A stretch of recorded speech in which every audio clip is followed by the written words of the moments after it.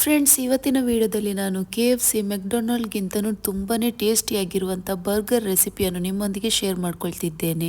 ಈ burger patty ನೀವು ಯಾವತ್ತೂ ಟ್ರೈ ಮಾಡಿರ್ಲಿಕ್ಕಿಲ್ಲ, ಅಷ್ಟು ಫ್ಲೇವರ್ಫುಲ್ ಆಗಿ ರೆಡಿ ಆಗ್ತದೆ. ಇನ್ನು ಬೆಸ್ಟ್ ಪಾರ್ಟ್ ಏನೆಂದ್ರೆ ಇದನ್ನು ನಾವು 1 ತಿಂಗಳವರೆಗೆ ಸ್ಟೋರ್ ಮಾಡ್ಕೊಳ್ಬಹುದು. ಮೊದಲಿಗೆ ನಾವು ಬರ್ಗರ್ ಪ್ಯಾಟಿಸ್ಗಳನ್ನು ರೆಡಿ ಮಾಡಿಕೊಳ್ಳುವ. ಅದಕ್ಕೋಸ್ಕರ ನಾನು 3ರಿಂದ 4 ಬ್ರೆಡ್ ಸ್ಲೈಸ್ ಅನ್ನು ತೆಗೆದುಕೊಂಡಿದ್ದೇನೆ. ಈ ಬ್ರೆಡ್ ಸ್ಲೈಸ್ ಅನ್ನು ನಾನು 1 ನಿಮಿಷಗಳವರೆಗೆ ಮೈಕ್ರೋವೇವ್ ಮಾಡಿದ್ದೆ. ಮೈಕ್ರೋವೇವ್ ಮಾಡದೇನೂ ಯೂಸ್ ಮಾಡಬಹುದು. ಇದನ್ನು ನಾನು ಚಾಪರಿಂದ ಈ ತರ ಬ್ರೆಡ್ ಕ್ರಮ್ಸ್ ಮಾಡ್ಕೊಳ್ತಿದ್ದೇನೆ. ನೀವು ಮಿಕ್ಸಿಯಲ್ಲಿ ಸಹ ಹಾಕೊಂಡು ಇದನ್ನು ಬ್ರೆಡ್ ಕ್ರಮ್ಸ್ ಮಾಡ್ಕೊಳ್ಳಿ. ಇನ್ನು ಇದನ್ನು ನಾನು ಒಂದು ಬೌಲ್ಗೆ ತೆಗೆದುಕೊಳ್ತೇನೆ. ಈಗ ನಾನು ಅದೇ ಚಾಪರ್ಗೆ 300 ಗ್ರಾಮ್ ಅಷ್ಟು ಬೋನ್ಲೆಸ್ ಚಿಕನ್ ಅನ್ನು ಸೇರಿಸಿಕೊಂಡಿದ್ದೇನೆ. ಆಮೇಲೆ ಅರ್ಧ ಟೇಬಲ್ ಸ್ಪೂನ್ನಷ್ಟು ರೆಡ್ ಚಿಲ್ಲಿ ಸಾಸನ್ನು ಸೇರಿಸ್ಕೊಳ್ತಿದ್ದೇನೆ. ಹಾಗೆ ಅರ್ಧ ಟೇಬಲ್ ಸ್ಪೂನ್ನಷ್ಟು ಡಾರ್ಕ್ ಸೋಯಾ ಸಾಸನ್ನು ಸಹ ಸೇರಿಸ್ಕೊಂಡು ಇದನ್ನು ನಾನೀಗ ಚೆನ್ನಾಗಿ ಗ್ರೈಂಡ್ ಮಾಡ್ಕೊಳ್ತೇನೆ. ಇದು ಫೈನ್ ಆಗಿ ಗ್ರೈಂಡ್ ಮಾಡ್ಕೊಳ್ಬೇಕು. ನೋಡಿ, ಈ ತರ ಫೈನ್ ಆಗಿ ಗ್ರೈಂಡ್ ಮಾಡ್ಕೊಂಡಿದ್ದೇನೆ. ಇನ್ನು ಇದನ್ನು ನಾನು ಬ್ರೆಡ್ ಕ್ರಮ್ಸ್ನ ಬೌಲಿಗೆ ತೆಗೆದುಕೊಳ್ತೇನೆ.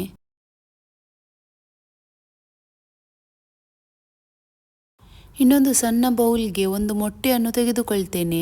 ಇನ್ನು ಈ ಮೊಟ್ಟೆಯನ್ನು ಚೆನ್ನಾಗಿ ಬೀಟ್ ಮಾಡ್ಕೊಳ್ತೇನೆ. ಬೀಟ್ ಮಾಡಿಕೊಂಡು ಅರ್ಧ ಮೊಟ್ಟೆಯನ್ನು ನಾನು ಈ ಚಿಕನ್ ಇರುವ ಬೌಲ್ಗೆ ಸೇರಿಸ್ಕೊಳ್ತಿದ್ದೇನೆ.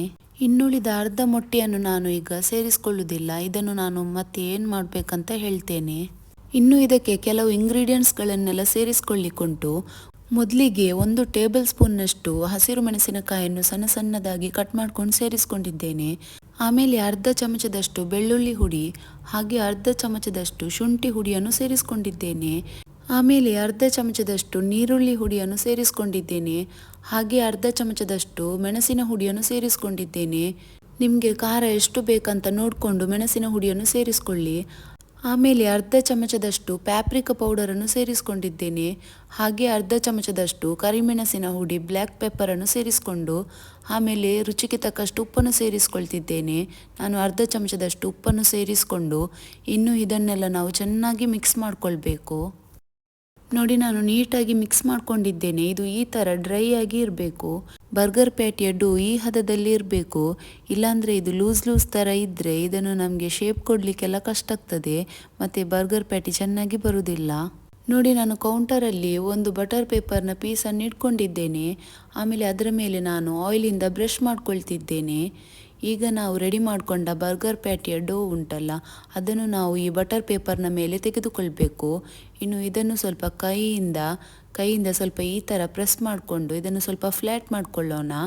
ಆಮೇಲೆ ಇದರ ಮೇಲೆ ಇನ್ನೊಂದು ಬಟರ್ ಪೇಪರ್ನ ಪೀಸನ್ನು ಇಟ್ಕೊಂಡು ಪುನಃ ಸ್ವಲ್ಪ ಈ ಥರ ಕೈಯಿಂದ ಪ್ರೆಸ್ ಮಾಡಿಕೊಂಡು ಇನ್ನು ಇದನ್ನು ನಾವು ರೋಲ್ ಮಾಡಿಕೊಳ್ಳುವ. ಎಲ್ಲ ಸೈಡಿಂದನೂ ಒಂದೇ ಥರ ರೋಲ್ ಮಾಡ್ಕೊಳ್ಬೇಕು, ಈವನ್ಲಿ ರೋಲ್ ಮಾಡ್ಕೊಳ್ಬೇಕು. ಆಗ ನಮಗೆ ಎಲ್ಲ ಒಂದೇ ಸೈಜಿನ ಬರ್ಗರ್ ಪ್ಯಾಟಿ ಸಿಗ್ತದೆ. ನೋಡಿ, ನಾನು ಒಂದು ಅರ್ಧ ಇಂಚಷ್ಟು ದಪ್ಪದಲ್ಲಿ ನಾನು ಇದನ್ನು ರೋಲ್ ಮಾಡ್ಕೊಂಡಿದ್ದೇನೆ. ಇನ್ನು ಬಟರ್ ಪೇಪರನ್ನು ತೆಗೆದು ನಂತರ ಯಾವುದೇ ಒಂದು ಕಟ್ಟರಿಂದ ಇದನ್ನು ನಾವು ರೌಂಡ್ ಶೇಪಲ್ಲಿ ಕಟ್ ಮಾಡ್ಕೊಳ್ಳೋಣ. ನಿಮ್ಮ ಬರ್ಗರ್ ಬನ್ನ ಸೈಜ್ನ ಮೇಲೆ ನೀವು ಈ ಥರ ಬರ್ಗರ್ ಪ್ಯಾಟೀಸ್ಗಳನ್ನು ಈ ಥರ ರೌಂಡ್ ಶೇಪಲ್ಲಿ ಕಟ್ ಮಾಡ್ಕೊಂಡು ತೆಗೆದುಕೊಳ್ಳಿ. ಪ್ಯಾಟೀಸ್ಗಳನ್ನು ಕಟ್ ಮಾಡ್ಕೊಂಡಾದ್ಮೇಲೆ ಈ ಪ್ಯಾಟೀಸ್ಗಳು ಪ್ಲೇಟ್ಗೆ ಅಂಟ್ಕೊಳ್ಬಾರ್ದಂತ ಬಟರ್ ಪೇಪರ್ನ ಮೇಲೆ ಇದನ್ನು ನಾನು ತೆಗೆದುಕೊಳ್ತಿದ್ದೇನೆ. ಇನ್ನು ಇದನ್ನು ನಾವು ಒಂದು ಅರ್ಧ ಗಂಟೆಗಳವರೆಗೆ ಫ್ರಿಜ್ಜಲ್ಲಿ ಇಟ್ಕೊಳ್ಬೇಕು. ನೆಕ್ಸ್ಟ್ ನಾವು ಕೊಲೆಸ್ಲಾವನ್ನು ರೆಡಿ ಮಾಡ್ಕೊಳ್ಳೋಣ. ಇದಕ್ಕೆ ನಾನು ಅರ್ಧ ಕಪ್ ಅಷ್ಟು ಕ್ಯಾಬೇಜನ್ನು ತೆಗೆದುಕೊಂಡಿದ್ದೇನೆ. ಆಮೇಲೆ ಅರ್ಧ ಚಮಚದಷ್ಟು ಕರಿಮೆಣಸಿನ ಹುಡಿ, ಹಾಗೆ ರುಚಿಗೆ ತಕ್ಕಷ್ಟು ಸ್ವಲ್ಪ ಉಪ್ಪು, ಆಮೇಲೆ 3ರಿಂದ 4 ಟೇಬಲ್ ಸ್ಪೂನ್ನಷ್ಟು ಮಯೋನೀಸನ್ನು ತೆಗೆದುಕೊಳ್ತಿದ್ದೇನೆ. ಇನ್ನು ಇದನ್ನೆಲ್ಲ ಚೆನ್ನಾಗಿ ಮಿಕ್ಸ್ ಮಾಡ್ಕೊಳ್ತೇನೆ. ನೋಡಿ, ನಮ್ಮ ಕೊಲೆಸ್ಲಾ ರೆಡಿಯಾಗಿದೆ. ಇನ್ನು ನಾವು ಇದರ ಸ್ಲರಿಯನ್ನು ರೆಡಿ ಮಾಡ್ಕೊಳ್ಳೋಣ. ಸ್ಲರಿಯನ್ನು ರೆಡಿ ಮಾಡಲಿಕ್ಕೆ ನಾನು ಒಂದು ಬೌಲ್ಗೆ 1/3 ಕಪ್ ಅಷ್ಟು ಮೈದಾವನ್ನು ತೆಗೆದುಕೊಳ್ತಿದ್ದೇನೆ.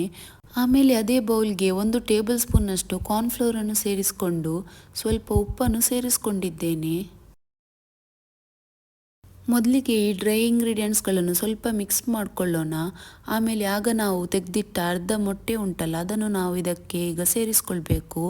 ಈ ಮೊಟ್ಟೆಯನ್ನು ಸೇರಿಸ್ಕೊಂಡು ಪುನಃ ಸ್ವಲ್ಪ ಮಿಕ್ಸ್ ಮಾಡಿಕೊಳ್ಳೋಣ. ನಂತರ ಇದಕ್ಕೆ ಬೇಕಾದಷ್ಟು ನೀರನ್ನು ಸೇರಿಸ್ಕೊಳ್ತಾ ನಾವು ಇದರ ಸ್ಲರಿಯನ್ನು ರೆಡಿ ಮಾಡಿಕೊಳ್ಬೇಕು. ಈ ಸ್ಲರಿಯಲ್ಲಿ ಯಾವುದೇ ಲಮ್ಸ್ ಇರದಂತೆ ಚೆನ್ನಾಗಿ ಇದನ್ನು ಕಲಿಸ್ಕೊಳ್ಬೇಕು. ನಾವು ಇದನ್ನು ಯಾವ ರೀತಿ ಕಲಿಸ್ಕೊಳ್ಬೇಕಂದ್ರೆ ನಮ್ಮ ಬರ್ಗರ್ ಪ್ಯಾಟೀಸ್ ಉಂಟಲ್ಲ, ಅದು ಇದರಲ್ಲಿ ಚೆನ್ನಾಗಿ ಕೋಟ್ ಆಗಬೇಕು. ಆ ಥರ ನಾವು ಈ ಸ್ಲರಿಯನ್ನು ರೆಡಿ ಮಾಡ್ಕೊಳ್ಬೇಕು. ಈಗ ನಾವು ಬರ್ಗರ್ ಪ್ಯಾಟೀಸ್ಗಳನ್ನು ಫ್ರಿಜ್ಜಲ್ಲಿಟ್ಟು ಅರ್ಧ ಗಂಟೆ ಆಗಿದೆ. ಇನ್ನು ಇದನ್ನು ನಾವು ಫ್ರಿಜ್ಜಿಂದ ತೆಗೆದು ಇದನ್ನು ನಾವು ಈಗ ಸ್ಲರಿಯಲ್ಲಿ ಡಿಪ್ ಮಾಡಿಕೊಂಡು ಇನ್ನು ಇದನ್ನು ನಾವು ಬ್ರೆಡ್ ಕ್ರಮ್ಸಲ್ಲಿ ಕೋಟ್ ಮಾಡಿಕೊಳ್ಬೇಕು. ಈ ಬರ್ಗರ್ ಪ್ಯಾಟೀಸ್ಗಳನ್ನು ನಾವು ಬ್ರೆಡ್ ಕ್ರಮ್ಸಲ್ಲಿ ನಾವು ಚೆನ್ನಾಗಿ ಕೋಟ್ ಮಾಡಿಕೊಳ್ಳೋಣ. ಇದರ ಎಲ್ಲ ಸೈಡ್ ಸಹ ಚೆನ್ನಾಗಿ ನಾವು ಕೋಟ್ ಮಾಡ್ಕೊಂಡು ತೆಗೆದುಕೊಳ್ಳೋಣ.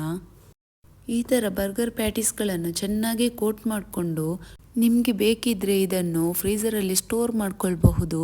ಈ ಬರ್ಗರ್ ಪ್ಯಾಟೀಸ್ಗಳನ್ನು 1 ತಿಂಗಳವರೆಗೆ ಫ್ರೀಝರಲ್ಲಿ ಸ್ಟೋರ್ ಮಾಡ್ಕೊಳ್ಬಹುದು.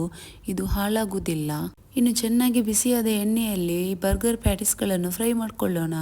ಫ್ರೈ ಮಾಡ್ಕೊಳ್ಳುವಾಗ ನಾವು ಗ್ಯಾಸ್ ಫ್ಲೇಮನ್ನು ಮೀಡಿಯಮಲ್ಲಿ ಇಟ್ಕೊಳ್ಬೇಕು. ಒಂದು ಸೈಡ್ ಫ್ರೈ ಆದಮೇಲೆ ಇದರ ಇನ್ನೊಂದು ಸೈಡ್ ಸಹ ಫ್ರೈ ಮಾಡಿಕೊಂಡು ಒಳ್ಳೆ ಗೋಲ್ಡನ್ ಬ್ರೌನ್ ಕಲರ್ ಬರುವ ತನಕ ಇದನ್ನು ಫ್ರೈ ಮಾಡಿಕೊಂಡು ತೆಗೆದುಕೊಳ್ತೇನೆ.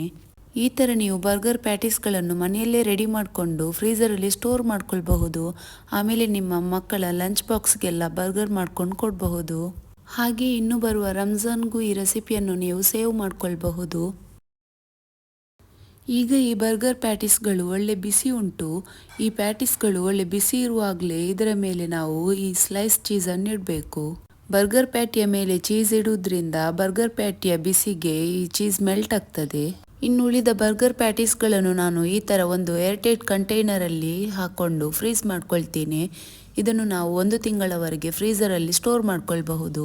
ಆಮೇಲೆ ನಾವು ಇದನ್ನು ಯಾವಾಗ ಬೇಕೋ ಆಗ ಇದನ್ನು ಫ್ರೀಝರಿಂದ ತೆಗೆದು ಫ್ರೈ ಮಾಡಿಕೊಂಡು ನಮಗೆ ತಕ್ಷಣ ಬರ್ಗರ್ ಮಾಡ್ಕೊಂಡು ತಿನ್ನಬಹುದು.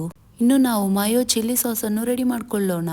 ಇದಕ್ಕೆ ನಾನು 2ರಿಂದ 3 ಟೇಬಲ್ ಸ್ಪೂನ್ನಷ್ಟು ಮಯೋನೀಸ್, ಆಮೇಲೆ 1ರಿಂದ 2 ಟೇಬಲ್ ಸ್ಪೂನ್ನಷ್ಟು ಟೊಮೆಟೊ ಸಾಸ್, ಹಾಗೆ 1 ಟೇಬಲ್ ಸ್ಪೂನ್ನಷ್ಟು ರೆಡ್ ಚಿಲ್ಲಿ ಸಾಸನ್ನು ಸೇರಿಸಿಕೊಂಡು ಇದನ್ನು ನಾವು ಚೆನ್ನಾಗಿ ಮಿಕ್ಸ್ ಮಾಡಿಕೊಳ್ಳೋಣ. ನೋಡಿ, ನಮ್ಮ ಮಾಯೋ ಚಿಲ್ಲಿ ಸಾಸ್ ರೆಡಿಯಾಗಿದೆ. ಇನ್ನು ಇದನ್ನು ಸ್ವಲ್ಪ ಪಕ್ಕದಲ್ಲಿ ಇಟ್ಕೊಳ್ಳೋಣ.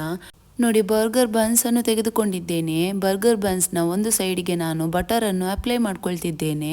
ಬಟರನ್ನು ಅಪ್ಲೈ ಮಾಡಿಕೊಂಡ ಸೈಡನ್ನು ನಾವು ತವಾದಲ್ಲಿ ಸ್ವಲ್ಪ ಟೋಸ್ಟ್ ಮಾಡ್ಕೊಳ್ಬೇಕು.